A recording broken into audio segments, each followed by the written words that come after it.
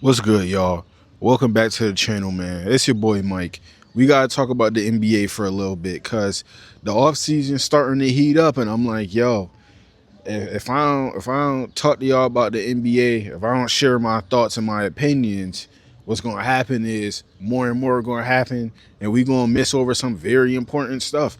And it's two very important things that happened already in this off season that proves how real the NBA is getting. So make sure y'all is like, share, comment, subscribe. Turn me up, man. Big things coming. Big things coming. So first thing we gotta talk about is the Hornets trading LaMelo and Josh Green to the Timberwolves for Nas Reed, a 2033 unprotected first round pick, three first round pick swaps, and three second round picks. So I don't really care about the picks. I don't really care about Josh Green. Let's just talk about LaMelo and Nas Reed for a second, right? When I first saw this, I was at work. I was like, yo, this is crazy. Talked to my boy about it. He was like, yeah, that's crazy. I'm sitting here thinking to myself, I'm like, yo, I hope they didn't trade Nas Reed. I only read the first part of the tweet, by the way. I'm like, yo, I really hope they didn't trade Nas Reed. I'm like, yeah, if they kept Nas Reed, it's demon time in Minnesota. I end up reading the rest of the tweet and they traded Nas Reed. I'm like, nah, gang, this ain't it, bro. I'm like, this ain't it. This ain't it, bro. Like, you know, Timberwolves are a good team. I think they got some very interesting culture. They got a good young core and AE and McDaniels and, well, I mean, Nas Reed, well, now LaMelo, but very interesting team, very fun team to watch. And, like, damn, bro. I thought he was about to sign an extension. I 100% thought he was about to sign an extension with them. I'm like, he has a very good role, probably one of the safest roles in the NBA. And nah, bro, they traded him. But the craziest thing is though is that I would trade Nas Reed for LaMelo Ball. Now, talking about the LaMelo Ball portion of it, yeah, AE and LaMelo Ball has the potential to be the craziest like backcourt of all time. I'm not even gonna lie. The PR is gonna be off the charts in the gutter. The PR is gonna be crazy. Ain't no PR training at all, bro. You got two dudes, two YNs. Literally, you got two YNs in Minnesota right now. One that can't drive and another one that gotta pay child support. That is very insane. But um yeah, bro, very potent. I think ever since Anthony Edwards came in the league, he hasn't had a point guard yet to sort of like relieve that pressure off of him. He has had Mike Conley, who was a very sturdy, very good vet, but you know, Mike Conley about to be like 50, bro. He can't do that for the rest of the AE career. So they bring in a guy, LaMelo, who is very flashy and, you know, can score and do whatever. You get what I'm saying? At a 6'7", you know, height as a point guard. And I think what a lot of people don't realize is like, yo, LaMelo's one of the best playmakers in the league. You get what I'm saying? Like I'm not gonna lie, bro. He like if he didn't get off half of the shots that he gets off, he would be forced to be a pass first point guard. And the craziest thing is, yo, it's a whole bunch of my bad, yeah. It's a whole bunch of flies out here. But crazy thing is you could even say that LaMelo is a pass first guard. Like, even with all the crazy antics he be doing on the court, he has a very, very good, like, eye. You get what I'm saying? He's a very, very sturdy court general. So I think AE having that, you get what I'm saying, not only in the regular season, but in the playoffs, it'll basically help him with his double teams. You get what I'm saying? Because at that rate, now you got to pick your poison. You want Melo pulling up from 30 or AE pulling up from 30? And I know that sounds crazy, but AE is a sniper. AE is a sniper, very special. You know who he remind me of? He like a sharp shooting slasher from 2K. Basically, he's like a sharp slash. I don't know, but very, very good player. Very, very good trade. I think low key for them, because I'm like, yeah, you give up Nas Reed, but I feel like as good as Nas Reed was for them, I feel like you could fake fill that hole somewhere. You get what I'm saying? Or you can replace that and sort of build on something else. I don't know, but I mean, Charlotte got demons though. Charlotte got demons though. And we're gonna talk about the next thing, right? Because this happened right after the trade. Kobe White signs a $74 million deal to return to the Hornets for 3 years. So I'm like, yo, they got LaMelo up out of there. They signed Kobe White. Maybe they like, yo, Kobe White, we gonna have to just rock out and roll out with Kobe White. It's crazy because Hornets last year are, I forgot what category it is, but they were like a very good team statistically. And they were up there with one of the craziest teams, I think, as far as like some weird thing. It's like the kitchen sink VORP, like random letter statistic. You know how they get down, but they were, I think they were on the path to building something special. And I think that, or I would think that LaMelo was a part of whatever that was. So I guess not. I mean, they still got demons though, because you still got Kobe White, you still got Khan, you still got Brandon Miller, you still got Miles Bridges, you still got what's that other dude name that they got?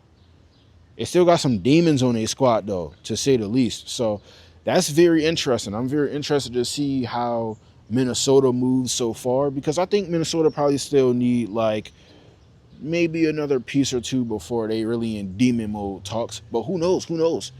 They might already be on demon time. So it'll be interesting to see what Charlotte does as well. You know, in the East, where I feel like even though the Knicks dominated the playoffs, the East could still low-key be wide open, especially because we don't know where Jaylen Brown about to go. So we're going to get into the next part, though. Very important part that I was thinking about as well.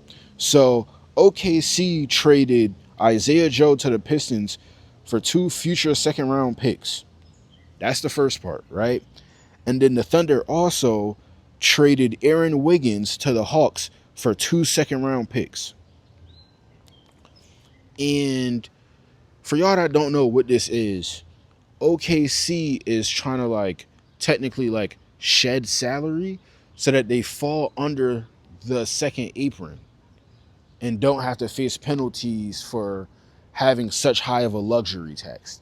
Now, I don't know the exact number, but basically Chet Holmgren, Shai Gilgeous-Alexander, and Jalen Williams all get like well over 200 million, meaning that that's 3 guys squeezing up a pretty good portion of your salary cap. And everybody said it, bro. That second apron was hawking. That second apron was like, yeah, buddy, when I see you, it's on site. And it's time. Bro, this is insane because on one hand, you already are I'm not now, like I said, I saw this coming, but I didn't think that the Thunder would have to start doing it this early. Like, it's only been they're only like 1 season removed from a championship. And the fact that they already have to trade key, like some good players, you know, key pieces of their team, Isaiah Joe, Aaron Wiggins, to shed salary is crazy. But then it's also crazy because why are NBA teams, right, taking on these players and giving OKC even more assets as if like they're not still on demon time with the amount of first round draft picks they have? I don't know. But it shows you that it gets very real. And I even seen quick thing about the Knicks. I also seen that the Knicks might lose Mitchell Robinson and Jose Alvarado. He's signing a new contract. So shout out to him. But you already see the Knicks won this year and they already trying to shed and make moves.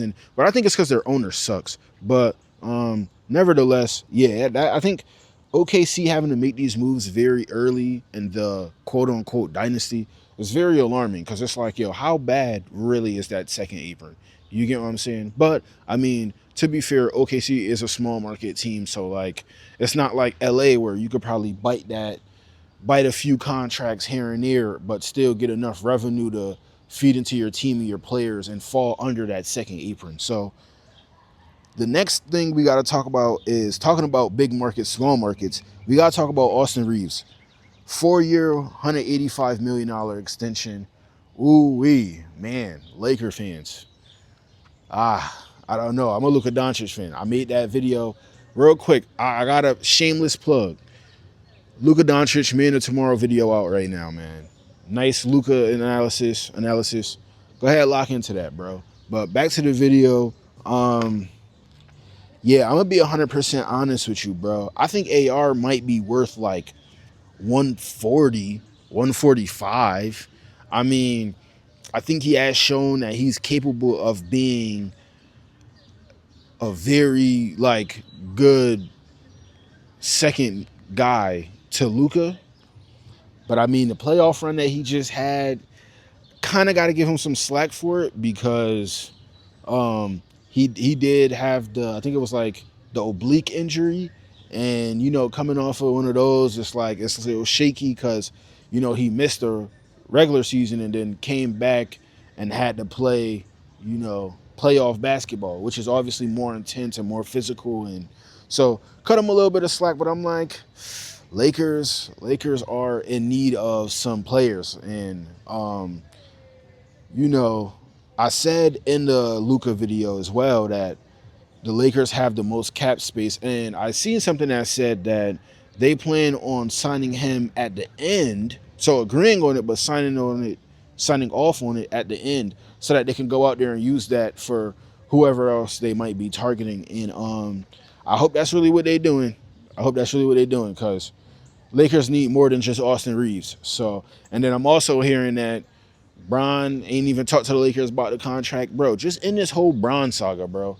And I'm not even saying that as a Bron hater, but like, I hate how it's like I hate how he's not overly committed to his organization. And I get it. The Lakers aren't ran the best. I literally just damn near made a whole video about it that y'all gotta go check out though. But also it's like, yo, we need you, gang. And so it's either you can't be 1 foot in and 1 foot out. And I feel like that's basically been like half of his Lakers career. But enough about LeBron. Now we gotta talk about the Bucks. Bucks traded Giannis, Bobby Portis to the Heat for Tyler Hero, Khalil Weir, Jaime Jaquez Jr., Kasparis Hakula. I don't even. Another dude on a squad, 3 first-round picks, 1 pick swap, 1 second-rounder. I'm happy that the Giannis saga is over. I'm not gonna lie. I feel the last 3 seasons it's just been like, yo, where's Giannis going? Giannis don't know where he going. Nobody know where Giannis going. It's like he say that he not here. He want to be here. He don't want to be here. Whole bunch of mumbo jumbo. I'm glad it's over. Now we get to talk about hoops. Yeah, Giannis and Bam front court. I'm not gonna lie. Defensively, that might feed families, literally. Like, that might literally win you a ring and feed your family forever. I'm not gonna lie. They still got Davion Mitchell. Norman Powell might sign back, and then they still got Andrew Wiggins. That is a demon squad, low key, for Miami. I feel like that arguably low key would be better, like Miami's best team post Bron era. Argue with a wall. That might be their best squad, low key. Now, I'm gonna be honest with you. If Norman Powell doesn't sign back, I don't know what their team looks like. I don't want to say they gutted the rest of this team, because they still got Pell Larson. They probably still got a couple other guys on the bench. So I mean, yeah, bro. I mean, they definitely going to be fun to watch defensively. It'll also be very interesting to see how Giannis and Bam Adebayo's like games look as far as like off ball. And I'm not going to lie, 3-pointer wise, it's going to be interesting to see that as well. As far as the Bucks, bro, what the hell are y'all doing? I'm not even going to lie, bro. What the actual hell are y'all doing if you are the Bucks? Tyler Hero, I feel like you could have got better than Tyler Hero, Khalil Weir, and Jaime Jaquez Jr. A random and then a bunch of picks. I feel like I'll say this because I said this before on my TikTok. I think go follow my TikTok, Mike X Legend for the win one. I post content on there as well too. But I think the trade that low key made the most for Giannis would have been the Blazers. Now I think the Blazers, you could have got like Scoot, Shaden Sharp, maybe like Cliff Hagan, and then you could have got your picks back that you traded to get Dame. You could have did that. You could have got your picks back. Or I think that they gave Portland for Dame. I'm pretty sure.